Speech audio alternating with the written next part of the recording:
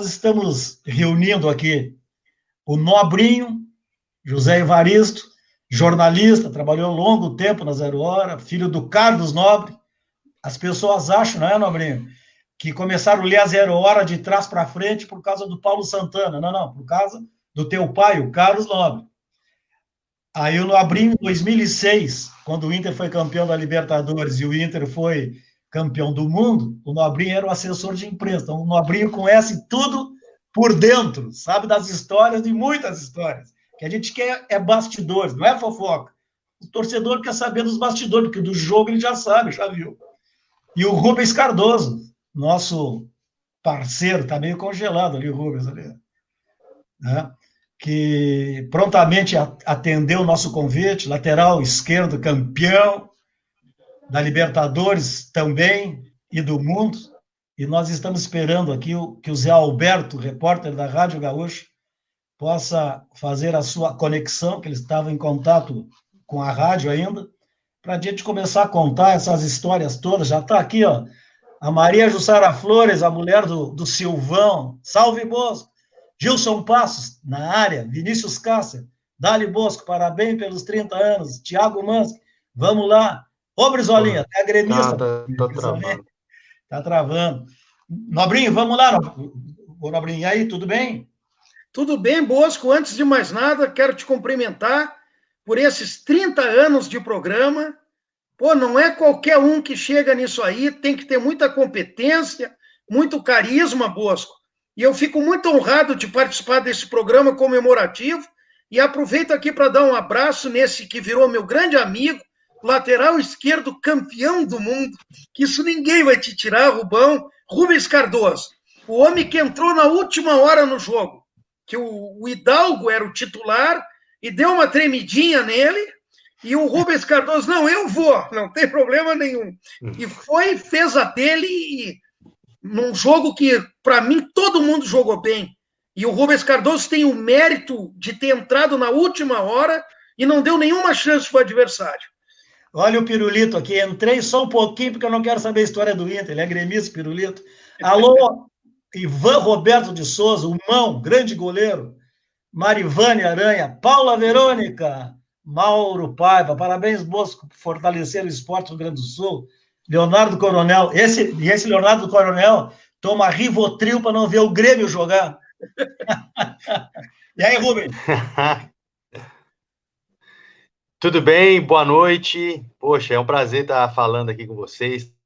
Estar junto aí, mesmo sendo através de imagem, de vídeo, áudio, mas é sempre bom rever o Nobrinho, rever meu amigo Bosco também, e a todos os participantes aí que estão conectados com a gente na live. Pô, e agora vamos para a resenha, né, cara? Muita resenha. O Nobrinho falou que foi no último minuto, mas não foi no último minuto, não. Eu joguei os 2 jogos, Nobrinho. Joguei os 2 jogos, meu filho. Aqui, sim, eu digo no último minuto, preparado. Sim. Depois eu vou contar a história certinho. Exatamente. Como...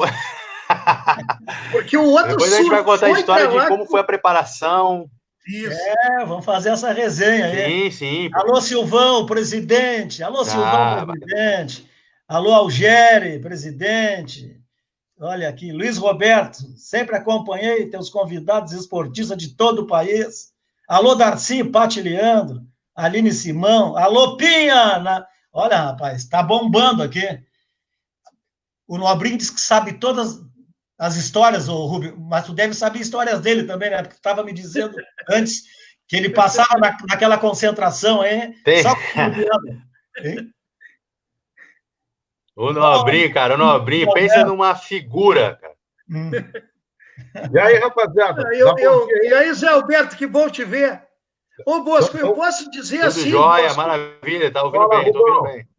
Que eu tive o orgulho de trabalhar com esses jogadores, cara, e ficar amigo deles, sabe? Não tem nenhum caso. É verdade. Ah, não gosto desse, não gosto vou falar, eu não vou falar. Amizade com todos, cara. Eu não vou falar que você babava quando dormia. Não vou falar.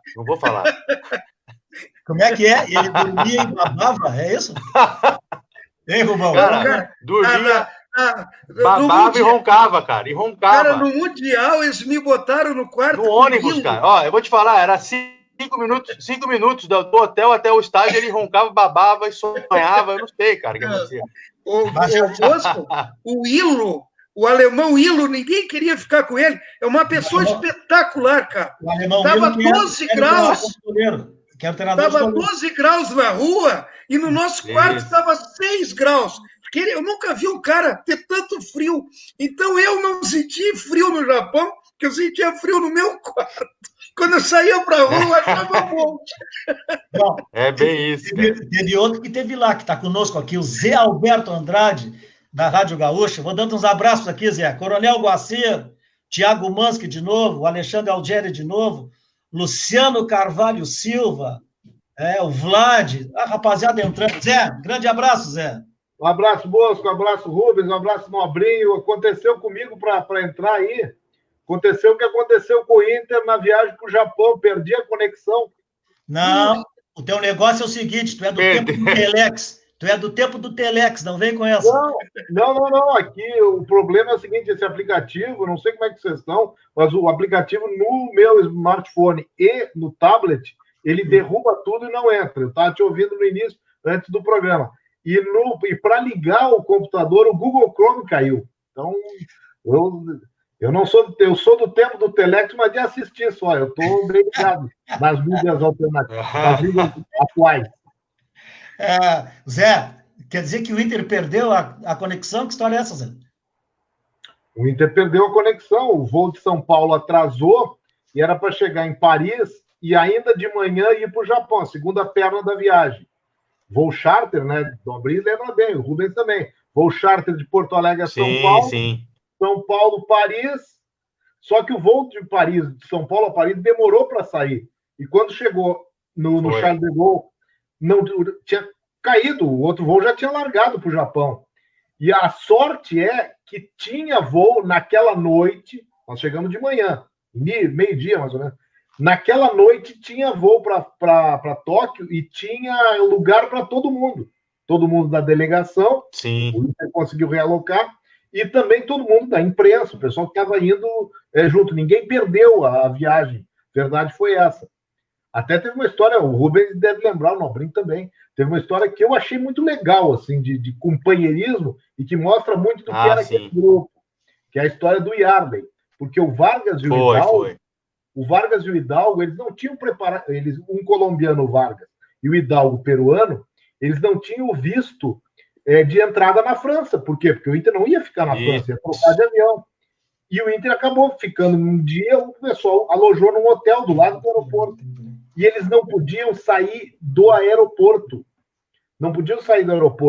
E eu lembro que, na hora, o pessoal conseguiu o hotel, vamos pro hotel, e o Yarley chegou e disse pro pessoal da diretoria, diz, eu vou ficar com meus colegas, o pessoal vai, eu vou ficar aqui representando os colegas, dando uma força para eles, e assim foi. O Yarley ficou, o que eu julguei assim, esse grupo não é só o Yarley está representando todos, esse grupo pega junto. Esse grupo tem algumas coisas que não é só a bola rolada dentro do campo. Então, foi minha primeira impressão legal daquela viagem. Estava acontecendo algo diferente, eu nunca tinha visto acontecer isso. Até porque eu nunca tinha tido uma situação. E eu achei aquilo muito forte. Assim. E uma coisa legal que aconteceu, Zé Alberto, acrescentando o que tu falou, foi que aquele atraso propiciou que os jogadores descessem do avião, dormissem de tarde lá no horário deles e chegassem no Japão à noite, todo mundo moído, mas daí foram dormir e no outro dia de manhã foram treinar como se já tivesse lá, entende? Então aquilo ali, por linhas tortas, acabou ajudando muito o Internacional, na minha opinião, sabe? Rapaz, vocês estão contando um monte de histórias aí maravilhosas, que nós vamos longe contando, e nós temos agora quase 100 pessoas ao mesmo tempo nos assistindo, os comentários todos, e eu vou começar aqui. Alô, Souza e Roberta, meu amigo Souza, lá da Imperadores, o Jorge André, o homem da música do Rio Grande do Sul, do Brasil. Entrei no supermercado outro dia. É mesmo? Encontrasse o Jorge André no supermercado? Nos encontramos na gôndola das frutas e legumes, mas aí não podia conversar muito para não manter contato. Mas como é que se conheceram de máscara? É verdade. Como é que se conheceram de máscara? Não, o Jorge André é inconfundível. Cara, Quero mandar um abraço. Olha só, um amigo meu de infância, cara, foi morar na França para trabalhar na Embraer e está até hoje lá, trabalha na Embraer na França. O Ricardo Lugris, meu amigo de infância de Bagé. Quem mais aqui? Pedrinho Caldeira, lá em Bagé, um grande amigo, Pedro. Alô, Turi! O Turi é um parceiro, o pai dele, o Nelson Silva, fez o hino do Internacional, rapaz. O Mauri do Copa Bola, o Marinho do Copa Bola, os Colorados de Brasília, olha só, cara. Rogério e Hélida, lá em Floripa. Quem mais aqui? O Poças, olha o Poças aqui nos assistindo. O Frederico. Helenice Souza, o Dirceu Ferreira, que morou em Pelotas comigo, lá estudou junto comigo. Coronel Guacir, Paulo Melo, do blog Arquibancada Colorada, cara. Luiz Fernando Torres Cassana, meu amigo de Bagé, rapaz, bagense. Gilmar Baerli, lá do Atlanta. Alô, de maior, homem do samba. Olha só, tu vê que o pessoal quer saber histórias. Vamos lá, Rubão, conta a história aí, meu lateral. Vamos, cara. Poxa.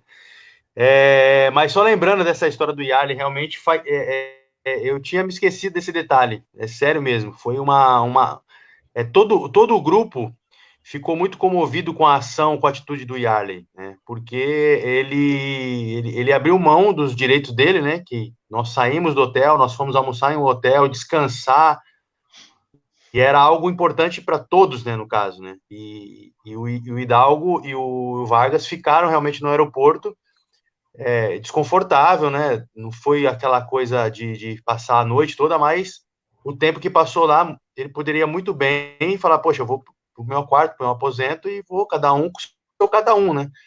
Mas ali a gente viu, e a gente sabia que esse grupo aí era diferenciado justamente por essas atitudes, né? Então essas atitudes fizeram toda a diferença. Desde o início, eu falo isso aí que foi um dos grupos, assim, que eu atuei de uma forma muito respeitosa. Todo mundo se respeitava nesse grupo. Era algo, assim, fora do normal, né? Eu participei de grandes clubes de grupos que venceram, mas igual, esse respeito, essa vaidade, ela era contida e você respeitava o espaço do próximo, né? Se vamos supor, era eu, Jorge Wagner, o Hidalgo, se eu estava jogando, poxa, não tinha rivalidade assim, sabe aquele olhar que você passa assim, o cara quer que você, meu amigo, quebre as pernas, ou você sabe aquela coisa de louco mesmo, que você quer que o camarada saia da sua posição. Eles não viam dessa forma, a gente não via dessa forma, criou um respeito tão genuíno que acho que foi um dos principais fatores da gente conquistar o que a gente conquistou. Então, isso daí faz com que fizeram toda a diferença nessa questão, nesse requisito aí de humanidade, de grupo, realmente de doação. Então, acho que a gente só colheu aquilo que a gente plantou durante o ano. Então, foi muito bem lembrado aí, tá louco. São histórias, né, que a gente lembra. Como é que vocês conseguiram administrar o Perdigão, cara? Conta para nós aí, ô Nobrinho. Hein, Zé? Como é que eles conseguiram administrar o Perdigão, cara? Hein? O pior é administrar o Perdigão e o Nobrinho junto, né? Porque o Nobrinho, cara, é uma briga para contar piada. Aí, meu filho, olha esse daí para contar piada. E o Perdigão... O que eu vou dizer, todo mundo sabe isso que eu vou dizer, cara. O Perdigão é muito bom de grupo, ele é muito querido, cara. Os jogadores adoram ele, não é, Rubens? E outra coisa, cara, eu tava ali no banco na hora do jogo, ele era como se fosse um segundo técnico. Cara, ele sofria e gritava, cerca, vai, encurta. Impressionante o carisma daquele cara sem jogar, a importância dele sem entrar em campo. Ele contagiava os outros. Não, exatamente. Eu acho assim, ó, se ele tivesse contundido, eu acho que ele iria. Sim. Só para estar com a gente no grupo, sabe? Eu acho que o Fernando, a gente ia fazer uma vaquinha, não sei o que ia acontecer, mas o Perdigão ia com a gente no grupo. Sabe, a gente tinha que estar no hotel, tinha que estar com a gente, no ônibus. E outra, eu vou falar agora, o Perdigão agora, ele tá treinando boxe. Tá treinando sumô.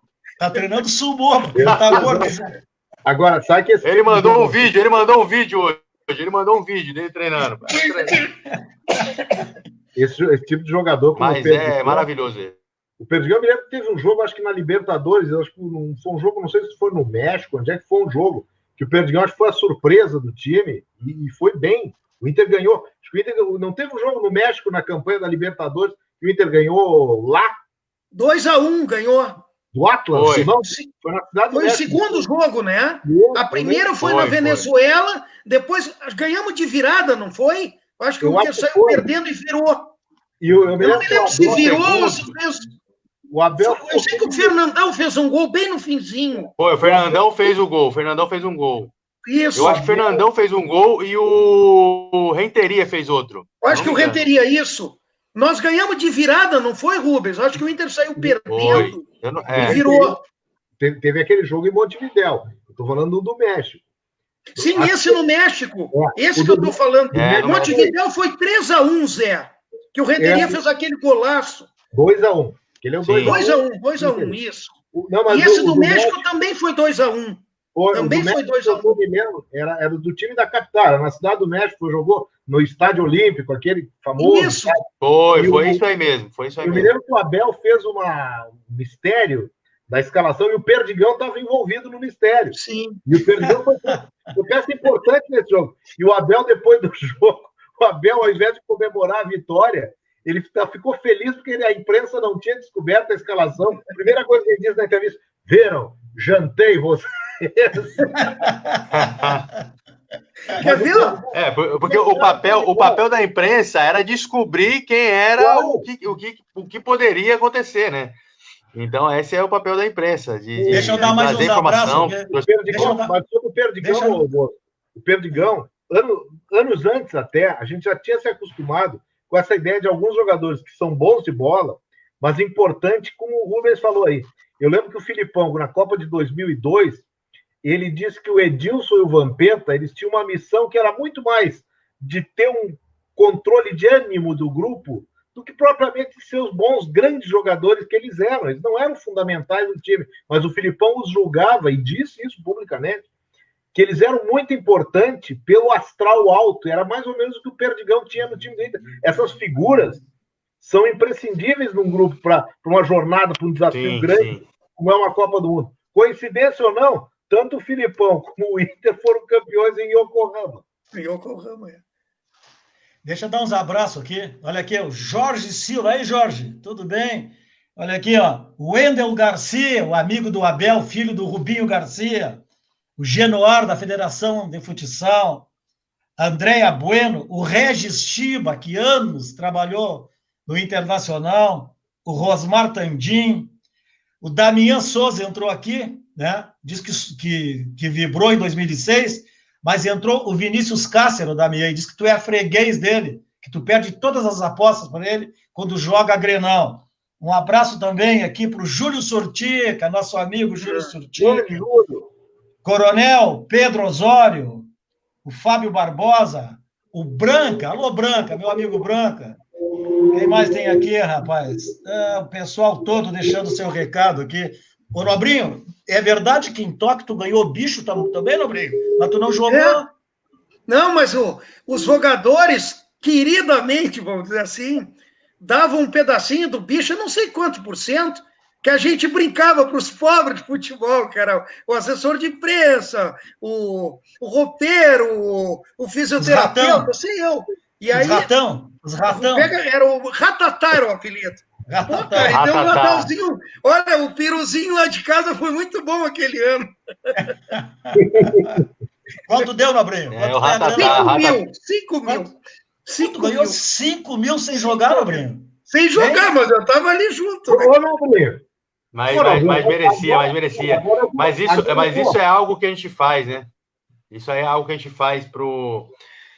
claro que tem que estar todo mundo ciente, né, daquilo que vai fazer esse ratatá, né, que a gente tira um percentual, junta e divide entre, no caso, né, Nobrinho, o massagista, toda essa galera aí que fica no apoio, fisioterapeuta, todo mundo que fica no apoio, a gente fica lá, lógico que para eles, né, todo mundo tá junto, e a gente entende isso, e a gente quer valorizar muito isso, né? A gente acha muito importante isso.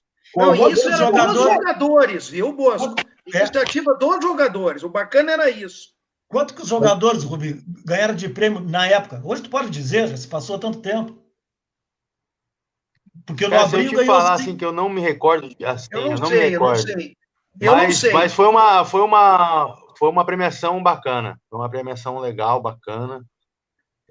Todo mundo ficou satisfeito. Acho que a gente estava tão anestesiado aí com a conquista também, né? E a gente sabia que como a gente está fazendo, como a gente vê hoje, domingo vai passar jogo, já passou vários jogos aí durante a semana, durante o mês todo. A gente vê hoje mesmo, nós tem muitas mensagens de torcedores colorados. Eu postei uma foto no meu Instagram com o fundo com o emblema do Internacional. E então você vê o carinho, a história que nós conquistamos, né? Isso daí não tem preço. Isso aí não tem preço. Tem uma doente aqui, Zé, que botou aqui, ó, Pati Leandro. Ô, Bosco, o Mundial foi em Yokohama, em Tóquio foi a Toyota, do tradicional adversário. Mas eles gostam, né, cara? Primeiro jogo foi em Tóquio, no mesmo estádio aquele do Mundial do Grêmio. O gol do Luiz Adriano foi na mesma goleira que o Luiz Adriano. Que o Renato fez os 2 gols, né? Tudo é Japão. Então, teve Tóquio também na vida do Inter, e foi um jogo sofrido. Agora, o que eu quero, Bosco, foi. Bastidores da imprensa na cobertura do Inter. O povo gosta de saber bastidor. Então, é o seguinte, o Nobrinho vai ter que me dar uma beira dessa grana com alguns anos de atraso. Nós chegamos no Japão, primeiro em Tóquio, e o Nobrinho primeiro treino e coisa, aquele negócio da FIFA, aquela protocolo e coisa regrada. O Nobrinho chegou para mim e disse assim, mas, pô, a nossa intimidade, Zé, que é o seguinte, vou te nomear meu coordenador aqui. Foi mesmo, cara. Era muito repórter, Bosco. Tu tá vindo da Copa do Mundo. Nobrinho disse assim, tá vindo da Copa do Mundo. Eu tô te devendo, Zé.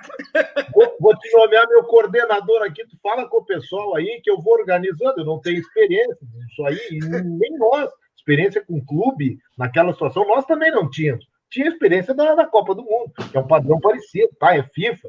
Aí o Nobrinho, então tu vai ser meu coordenador, mas na boa, assim, na brincadeira. E aí o grupo ia sair para o treino e o Nobrinho olhava para nós da imprensa e ele dizia assim, aí, meu coordenador, já está tudo certo. O Bosco não acredita que no terceiro dia imprensaram o Nobrinho. Escuta, que história é essa de dar a coordenação para a RBS?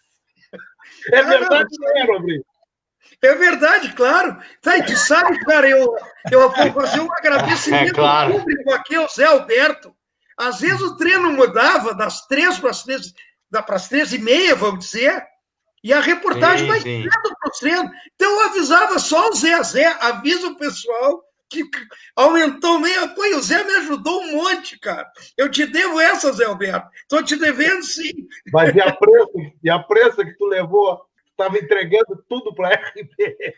Não, isso aí... Bom, eu não posso dizer quem, mas, cara, isso aí, quando eu fui assessor, era sempre a mesma coisa, Bosco. A entrevista é às 5 da tarde, porque vai começar o programa na Rádio Gaúcha. Um dia eu estava de saco cheio. Pô, é isso aí mesmo, cara. Agora que vocês descobriram... Dá um abraço aqui para o Vinícius Leão, da 100% Esportes, o Rubem Burgos, o Ayrton Barnaski, Biscoitinho Azedo, que está aqui, que é a minha mulher, mas ela no Face é o Biscoitinho Azedo, ela fez para poder me espiar, Nobrinho. Tu vê, né? É brincadeira. Rubão, me diz o seguinte, com sinceridade, Rubão. Quando o Fernandão machucou, entrou o Gabiru. Ninguém esperava nada, né? Não, olha, eu vou te falar assim, ó, eu já disse em outras vezes, em outras oportunidades, que nós temos o nosso grupo, né? E a gente confiava, e cada um confiava um no outro. É diferente quando você está dentro do processo, treinando juntos. A gente sabia do potencial do Gabiru, a gente sabia do potencial do Michel, a gente sabia do potencial do Léo, que veio na última hora. Então, ninguém estava lá por acaso, né? Se o Abel escolheu ali, é porque tinha condições, e estava dentro do elenco, estava no dia a dia, ele conhecia o nosso dia a dia, sabia o que era, o que não era. Então, para a gente não foi, assim, segredo e mistério algum e surpresa alguma, tá? Não foi surpresa alguma. É claro que a gente esperava aí, de repente, uma decisão, o próprio Fernandão fazer um gol, o Luiz Adriano, ou principalmente o Pato, né, na hora ou o Índio de um lance de cabeça, o Heller, enfim. Quando surgiu, quando o Gabiru fez o gol, poxa, a gente sabia da qualidade dele. E ele era uma pessoa assim, ó, pensa num cara humilde, cara. Uma pessoa assim de uma simplicidade extrema, muito extrema. Só que ele se desconcentrava muito. Hoje eu consigo perceber mais, né? Porque a gente vai analisando o perfil, a gente não está mais naquela posição de atleta, e atleta você só vê mais o seu lado e não fica tanto na parte tática da equipe, aquela coisa toda, você se preocupa muito com o seu eu, né? E depois, quando você para de jogar, eu hoje, né, como auxiliar e treinador, a gente tem que avaliar várias questões, né? E o perfil do Gabiru era um perfil assim, ele vinha para a equipe, ele arrebentava tipo 1 mês, 2 meses, e depois ele caía. Ele se acomodava, né? E o Abel conhecia muito bem ele. Então o Abel já sabia, já conversou muito com ele. Então ele entrou muito concentrado. Ele sabia o que ia fazer, o talento dele era inegável. Ele tinha que colocar em prática. E foi o que aconteceu. A técnica dele fez com que ele fizesse o gol. Não foi por acaso, não foi porque o Abel escolheu ele na sorte ali, deu certo, não. A gente sabia que ele poderia render e foi tudo aquilo que a gente precisava naquele momento, né? E mais do que nunca, acho que valorizou mais ainda, sabe o quê? O grupo, sabe? Aquela família, né? Não foi uma pessoa, só não foi o Pato, não foi o fulano, não foi o ciclano, não. Foi uma pessoa que veio do anonimato ali, entre aspas, né? Da reserva ali, e fez um gol mais importante da história do Internacional. E isso daí mostra muito bem a família que era, o grupo que era o Internacional, que aconteceu de toda essa trajetória em 2006, e depois ainda consagrando 2007 com a Tríplice Coroa. Ô Zé, entrou aqui o Alexandre Marques dizendo: boa noite, Bosco. Ouvi uma declaração do Abel que ele não ia levar o Gabiru para o Mundial, pois estava passando por uma fase ruim. Tu lembra disso? Só quero dar um abraço para a Bagé aqui. O Idelmiro foi meu ponteiro no Bagé, rapaz. Eu fui um lateral bom, Rubão, também, lateral esquerdo, hein? O Branco foi meu reserva lá em Bagé. Alô, Idelmiro. É mesmo? Vixe. César ainda bem que não era da minha época, hein? Ei, tu te lembra disso, Zé?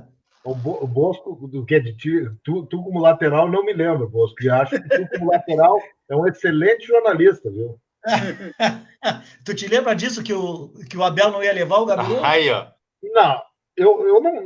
Olha, o caso que teve, a decisão última que teve, ela se referia muito mais à situação do Alexandre Pato, que era contratual, não era nem questão de bola, e depois a lesão do Renteria e a troca pelo Léo. O Gabiru talvez tenha surgido uma dúvida do Abel, ele realmente ele não tinha essa concentração que o Rubens Cardoso fala, ela foi algo que prejudicou não no Inter, na carreira. O Adriano era para ter sido na carreira muito, muito mais valorizado pelo seguinte, vamos lembrar a origem do Adriano em seleção olímpica, ele no Atlético Paranaense, campeão brasileiro. Ele jogava demais. Só que exatamente. À medida que o tempo foi passando, talvez ele, com a simplicidade dele, ele não foi entendendo que ele foi aumentando o nível dele técnico e a exigência, o mundo começou a exigir dele a cobrança. E ele não conseguiu administrar isso. Agora, a bola, ele nunca perdeu, era só questão de conciliar a bola e a cabeça. E naquele jogo, por aquele lance, tu vê um Gabiru lembrando do tempo do Atlético. E eu lembro, Atlético, Seleção Brasileira de Base, eu lembro bem do Adriano. Então, ele não era nem Gabiru naquela época, era só Adriano. O nome dele era Adriano. Quer dizer, o tempo e essa desconcentração dele é que atrapalhou a carreira. Talvez, se ele tivesse seguido o nível normal, o curso normal das coisas, talvez ele não tivesse nem jogado no Inter, ele ia ter ficado na Europa. Exatamente. É isso Jogava mesmo. Rubão, bola no corpo. o Rubão, tá aqui, ó. Rubens Cardoso, meu jogador, o fisioterapeuta, César Abes de Agosto, gente fina, o doutor César. Eita, Cezão! Meu abraço, meu amigo! Por onde tu anda, meu garoto? Fala pra mim. Lá no O lá no César é o Mato, seguinte, cara. é, Esse lá no aí roda Mato o mundo, cara. Ele roda o mundo. Né? Lá no Mato Grosso, um amigo meu de Bagé, Ricardo Ferreira Silva, Bosco, assistindo essas histórias aqui em Campo Grande. Marzão da Trinca, Bedi Matos. Tem que dar um abraço para os meus filhos que estão me assistindo, né? O Genaro e a Gabriele também, né? O Nobrinho e o Rubens Cardoso viram algo que a gente não pôde ver. É anterior à viagem, mas é igualmente importante. Que é o primeiro treino do Alexandre Pato. Foi impressionante. O pessoal não queria mostrar o Pato, porque ele tinha questão do contrato. Foi. Aí o Pato, o Abel fechou o treino. Não era comum fechar treino naquela época. Aí o Abel fecha o treino, antes de Inter e Palmeiras. Foi o último jogo, assim, as ganha. O Inter jogou, perdeu até para o Goiás. Mas o jogo as ganha foi o jogo contra o Palmeiras. Aí faz o treino, fechado. 4-1. Aí 4-1 contra o Palmeiras. Aí os jogadores estavam, o treino fechado, não pode falar nada para a imprensa, nós ficamos lá de fora do Beira-Rio. O que nós temos que descobrir? Se o garoto treinou ou não treinou. Mas os jogadores não vão dizer isso, a hora vocês vão dizer, é para isso que o treino foi fechado. Aí o primeiro que sai é o Índio. E a gente chega assim, encosta o Índio no carro, assim, Índio, vem cá. O garoto treinou. Aí o Índio, rapaz, joga, treinou e joga muito. Opa, eu já tenho a primeira resposta. E aí o Índio fez aquela coisa, mas o indião sabe como é. O Índio é um pouco, ele é exagerado, ele é aquele jeito de falar do Índio, assim, pô, o Índio tá valorizando. Aí veio o Yarley. O Yarley era um cara mais sério, né? A gente tem essa coisa, o Yarley era mais sério. Yarley, como é que foi o treino? Vocês treinaram com o Alexandre? Ele olhou assim, olha, vou dizer uma coisa para vocês. Ele treinou e eu só vi na idade dele o Ronaldo Fenômeno igual. Como é que vocês se espantaram mesmo, Rubens? Com a capacidade que aquele guri de 17 anos tinha? Porque assim, ó, a gente ouvia falar, né, do Alexandre Pato, o menino, tem um menino.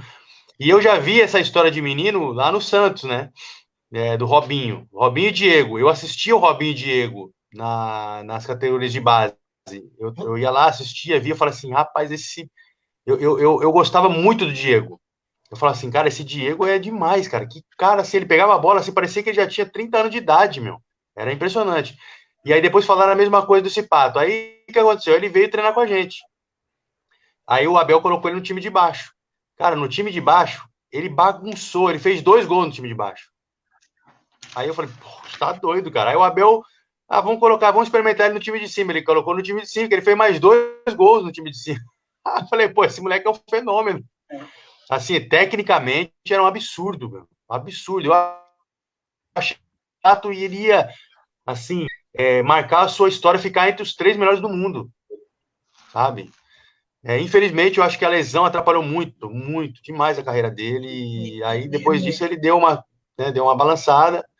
Enfim, ele ficou ali acima da média, mas eu achava que ele tinha muita carta para queimar ainda. Muita lenha. Nesse treino aí, ele foi tão bem. Nobrinho, olha o nosso amigo aqui. Arizinho Teixeira. Rapaz. Querido. Ari Teixeira. Olha, nesse treino aí que o Rubens e o Zé falaram, eu estava no túnel ali onde os jogadores saem, né? E estava junto com o Fernando Carvalho, com os dirigentes do Inter. O treino foi tão bom do Pato que o dilema deles é saber se o Pato ia jogar contra o Palmeiras ou não. Que eles queriam esconder o Pato. Só que colocaram o Pato contra o Palmeiras e o Internacional virou 4-0, te lembra? A favor do Inter. Depois o Palmeiras fez 1. Quando terminou o jogo, Zé Alberto, eu tomei um susto. Porque os jogadores saíam por trás da goleira, né? Cara, tinha 50 repórteres, 49 correram em cima do Pato. E aí ele bem novinho, o que eu faço, Nobrinho? Fala, cara. Ele é muito novo. Não, o jogo dele foi espetacular. O treino foi igual ao jogo, Zé, para tu ter uma ideia. Foi. Ele demoliu no treino. Demoliu. Aí o Abel a gente não vê. Aqui, mais um abraço aqui, Rubens Cardoso. Professor Otávio Rojas, Rubens, Nobrinho e José Alberto, fui testemunho ocular dessa história de vocês aí, como vice-presidente de marketing. Quem mais aqui? Meu amigo Gilson Passos. Um abraço, Otávio, um abração, meu amigo. Um abraço para o Gilson Passos, da Terça Pobre, ao Peixoto, ex-presidente Geraldo Santana, ao Luiz Antônio de Gianpietro, José Lino Gouveia, olha aí o pessoal aí, ó.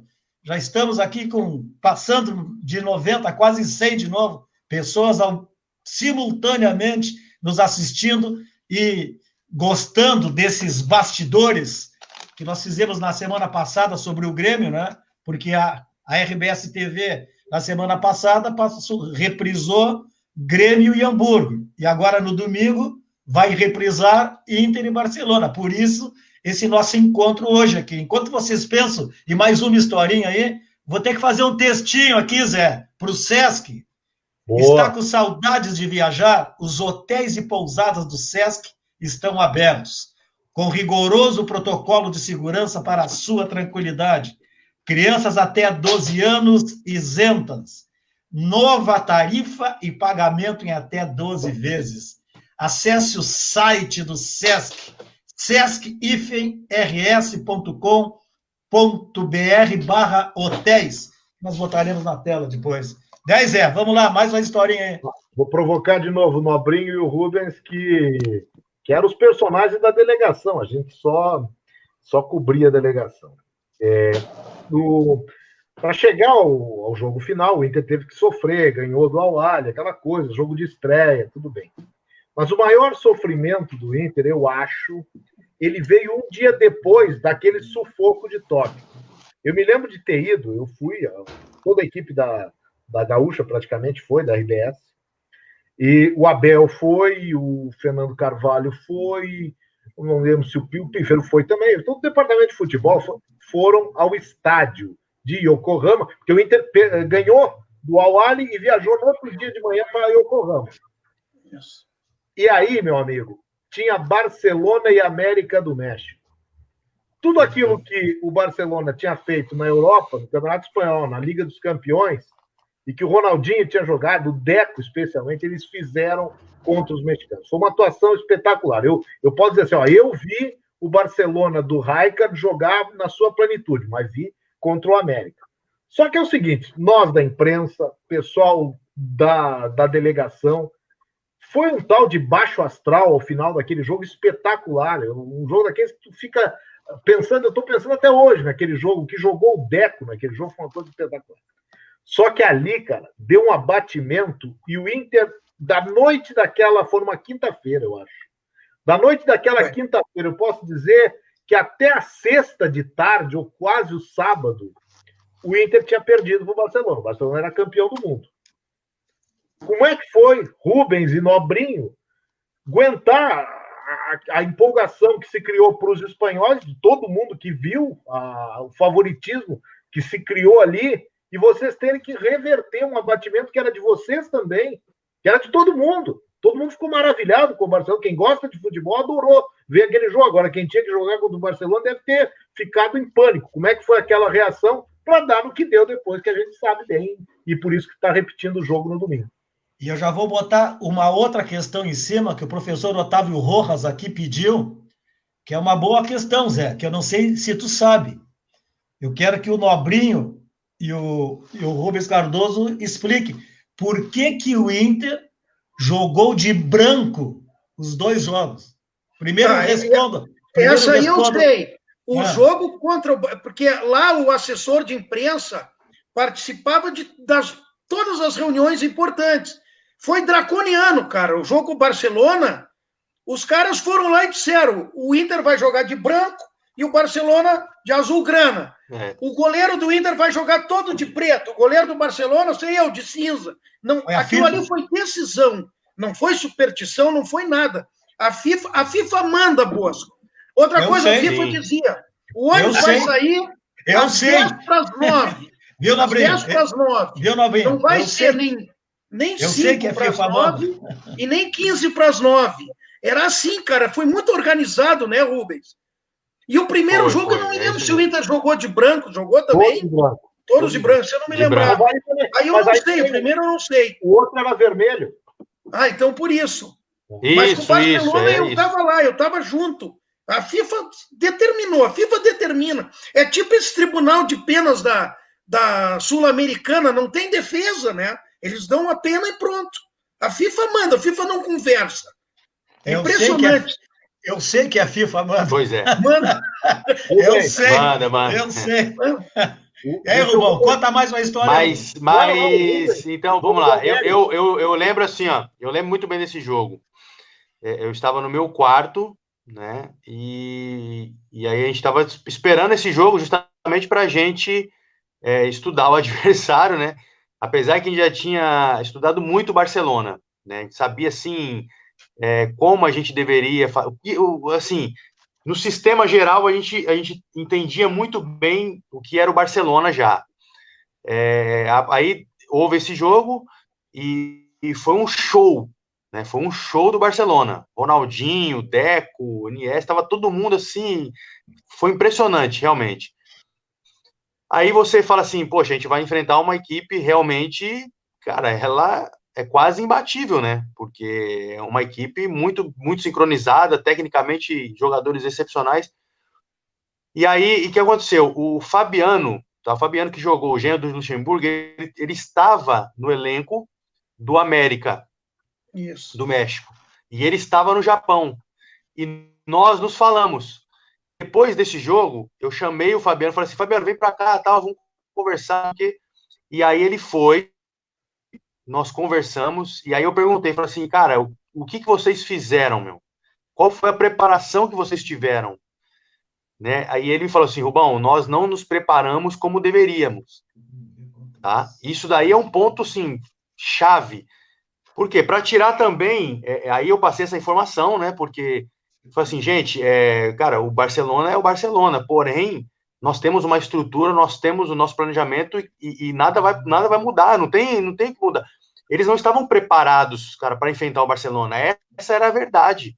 Eles foram lá como qualquer uma equipe foi e, vou disputar uma semifinal para tentar ir para a final. E não tem como fazer isso contra o Barcelona. Se você não vai dedicado numa estrutura, numa organização tática excepcional, com todo mundo, se não fizer aquilo que foi determinado, você não vai conseguir vencer essa partida. Não tem como, era impossível, era inviável isso. E o América deu esse mole. Então, eu falei assim, cara, a gente precisa ser mais organizado ainda, porque a falha do América, não estou nem falando tecnicamente, mas na parte de organização, na parte de concentração, na parte de determinação, eles não estavam determinados como nós estávamos. Como a gente iria se impor? Qual era a forma que a gente ia se impor dentro de campo para vencer o Barcelona? Então, esse daí foi um ponto fundamental para justamente reverter essa situação de que, assim, putz, cara, eles são imbatíveis e aí vai ser complicado a gente ganhar. Vamos tentar. Não, a gente não vai tentar, a gente vai fazer acontecer. Então, mudou totalmente a definição aí desse jogo, porque... Mas teve um treino, né, Rubens? Mas teve um treino, não acho que o último, o penúltimo, que foi uma draga, né? Vocês ainda estavam batidos, eu acho, o tamanho do Barcelona. E aí dizem todos, esse treino também foi uma parte fechada, eu lembro bem, e foi fechado o seguinte, ali como jornalista, a gente às vezes fica pensando se a gente fez certo ou errado. Vocês devem lembrar, foi fechado, mas num campo que se a gente quisesse espionar o treino do Inter, poderia ter feito. Sim. Lembrar. Tinha um portão de ferro que a gente ficava fora do estádio e podia estar olhando sem ver os detalhes. A verdade é essa. E a gente saiu do treino. Mas depois a gente ficou sabendo, cara, que o treino foi uma draga, que o time não rendeu e que a partir daquele treino, reuniões de vocês mudam o clima. Foi. Aconteceu isso mesmo. Ô, Nobrinho, quantos vinhos tu tomou lá, Nobrinho? Lá não foi muito, não. Mas eu tomei uns 2 ou 3. Agora, esse jogo aí, eu acho, Zé Alberto, falar depois é fácil, né? Mas eu acho que uma coisa que ajudou muito o Internacional, ironicamente, foi essa vitória fácil do Barcelona. Porque eu acho, né, que eles entraram contra o Inter achando que eu cumpri uma mera formalidade. Só que aí o furo era mais embaixo, não era um time mexicano era um Internacional mobilizadíssimo, né? E vou dizer de novo, num dia em que foi uma atuação de exceção. Todos os jogadores jogaram bem. Eu acho até uma injustiça tu dizer o melhor foi o Rubens Cardoso, o melhor foi o Fabiano Her. Todos jogaram bem, todos, na minha opinião. Tá? Uma coisa que me interessa muito, que eu fico pensando, às vezes, Barcelona chegou lá como favorito, que vai ganhar, que o Inter não ganha. Depois que o Inter fez o gol, o Rubão, qual foi o sentimento? O que vocês ouviam dentro do campo do Ronaldinho, por exemplo, falando para os companheiros ali, e o Deco? Não, a gente via que eles queriam acelerar a partida. A partir desse momento, eles já queriam, eles já ficaram meio desesperados. Na verdade, assim, ó, eu já senti uma diferença no intervalo, porque passou 45 minutos e eles não produziram, né? Eles não fizeram nada no jogo, eles não produziram, então aí já mudou. Eu acho que, se eu não me engano, foram 2 substituições já no intervalo do Barcelona, né? Acho que sim. E então eles já ficaram... Alberto tem uma memória que... Não, eu não lembro. Mas eu acho que entrou o Belletti, o Belletti e o outro eu não me lembro agora. Saiu o Good Johnson, aquele, né? E entrou outro atacante, parece que foi isso. Não me lembro também. O Good Johnson, aquele, era um jogador islandês. Isso. O Barcelona... grandalhão, O Barcelona tinha jogado a Copa dos Campeões, o Eto'o tinha tido problema em alguns jogos, e o substituto dele na época, na metade do ano, era o Maxi Lopes. O Maxi Lopes jogou pelo Barcelona e jogou na Champions, mas aí ele sai na metade do ano.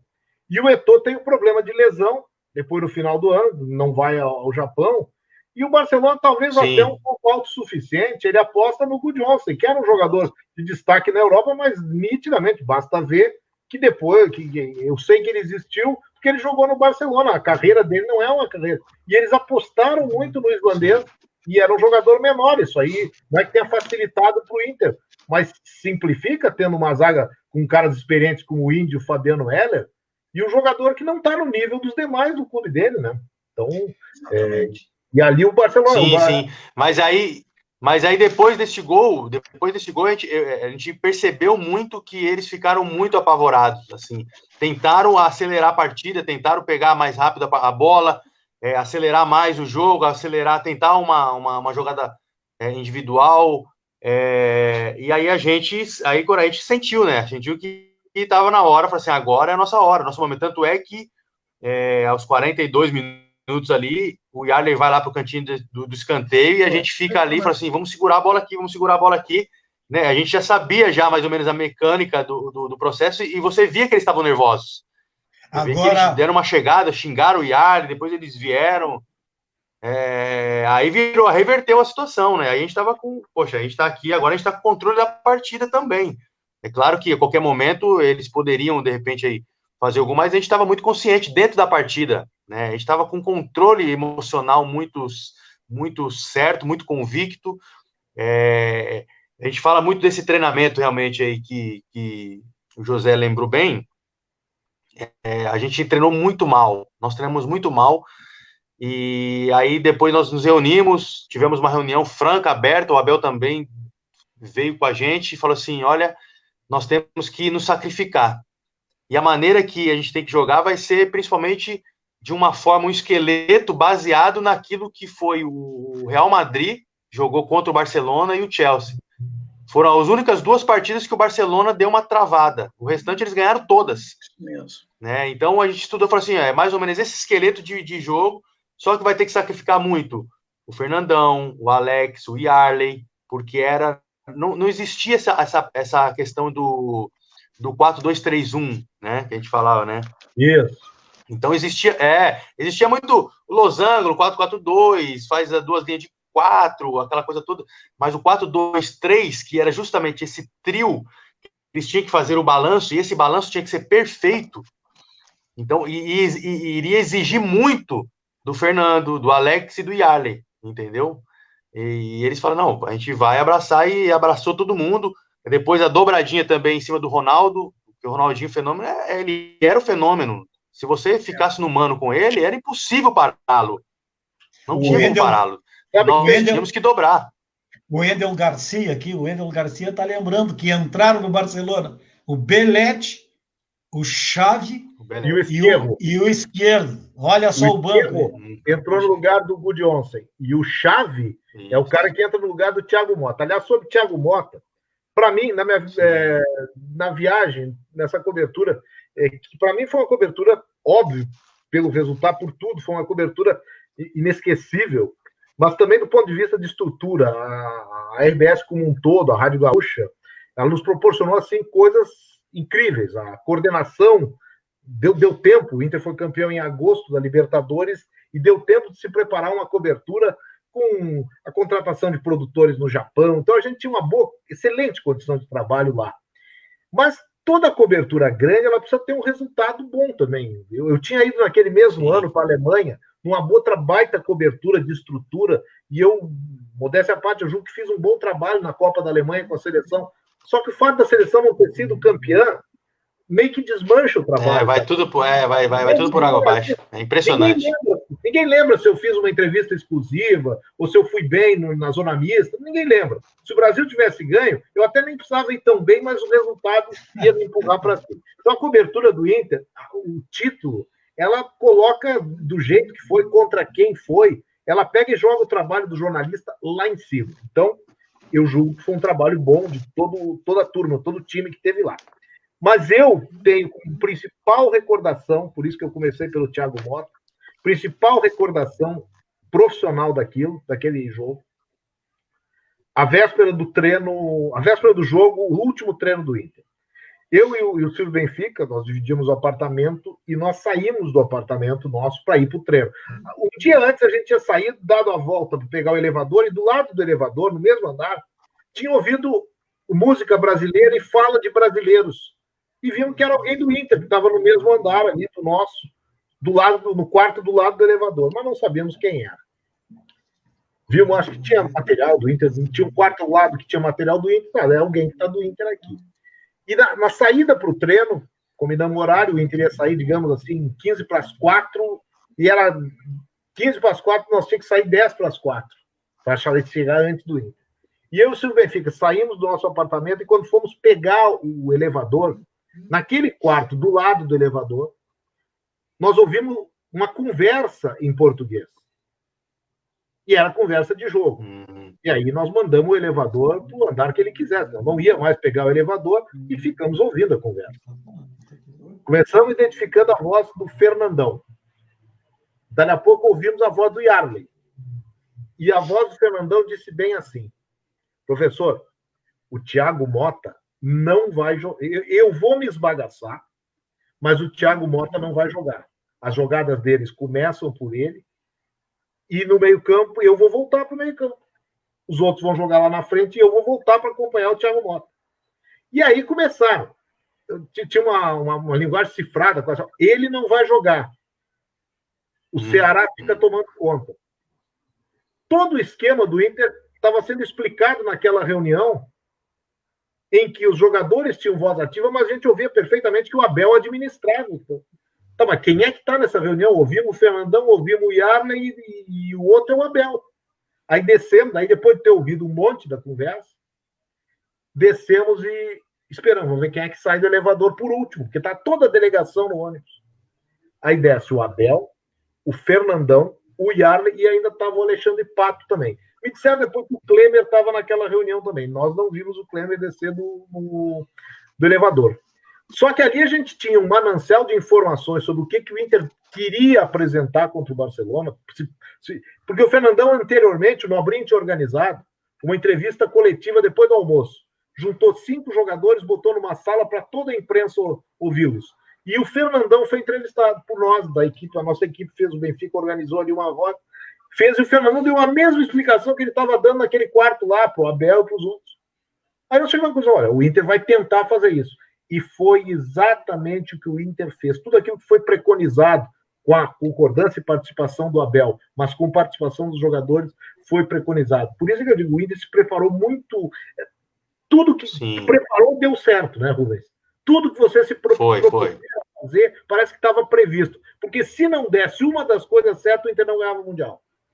Exatamente, porque a qualidade do Barcelona era tão grande se falhasse uma pessoa ali, se falhasse um atleta, por isso que o Nobrinho fala bem, né, sobre isso daí, acho que foi uma partida impecável de todos. De todo mundo. Né, todo mundo ali, todo mundo assim se entregou de uma tal forma que se superou. Essa é a palavra correta, porque a gente sabe que depende muito, depende do emocional, depende do físico, depende de várias questões. Às vezes, de repente, uma questão tática, né, a equipe pode perder, né, de uma falha, de uma escolha do próprio treinador. Isso daí pode acontecer. Uma peça errada, num posicionamento errado, você vai perder o jogo. Você pode perder uma partida, pode perder um título. E a gente entendeu que se a gente fizesse aquilo, a gente teria aí uma grande chance de sair com esse título. E foi realmente o que aconteceu. Acho que o Fernando, ainda falo do Alex, né, do Yarley, enfim, era toda uma mecânica que você tinha que estar engrenado. Se um falhasse, era complicado. O Barcelona jogou futebol, o Internacional jogou xadrez. Era pura estratégia. Cada um sabia direitinho o que tinha que fazer, como disse o Rubão, e fez. Foi o jogo sim, foi o dia sim, a noite sim para eles lá, né? Todo mundo fez o que tinha sido combinado. Eu me lembro quando o Fernandão saiu, ele disse pro Abel, chefe, eu não aguento mais, de tanto que ele correu. O Fernandão marcou o volante do Barcelona. A frase que eu ouvi no quarto do hotel, a frase foi exatamente essa. Eu vou me esbagaçar. Foi. Vou me esbagaçar, mas o Mota não vai jogar. Tanto é que o Thiago Mota é substituído pelo Xavi. E ele disse assim, Zé, como eu estou te falando, chefe, eu não aguento mais. Eu cheguei no meu limite. Aí que o Abel disse, vai, Gabiru. Era para ele ter saído, era para ele já ter saído uns 10, 15 minutos antes. Ele ficou no campo. Sim. Ele já não estava aguentando mais, cara. Já não estava aguentando mais. Tá. Mas a conversa tá boa, hein? Pessoal, grande abraço. Muito obrigado. As pessoas devem ter gostado, os torcedores, porque foi uma resenha muito legal. Eu gosto disso mesmo, mostrar o outro lado, né? Nós estamos aí nessa guerra contra um inimigo invisível, né? Ninguém sabe onde nós vamos parar, não? Ninguém sabe nada, né, cara? Então, não é mole. Rogério Pereira da Silva, abraço, Bosco. Rogério Floripa, alô, Rogério. Irmão sabe de quem, rapaz? Esse cara, o irmão dele jogou futebol, rapaz, também jogou muita bola aí. Tá bom, rapaziada? Tá bom. Maravilha. Só que eu preciso dar o nome. Só que eu preciso dar o nome do irmão do Rogério. O zagueiro Jober. O Jober jogou no Gaúcho de Passo Fundo, jogou num monte de time. Batia pra caramba, jogava também. Ô, rapaziada.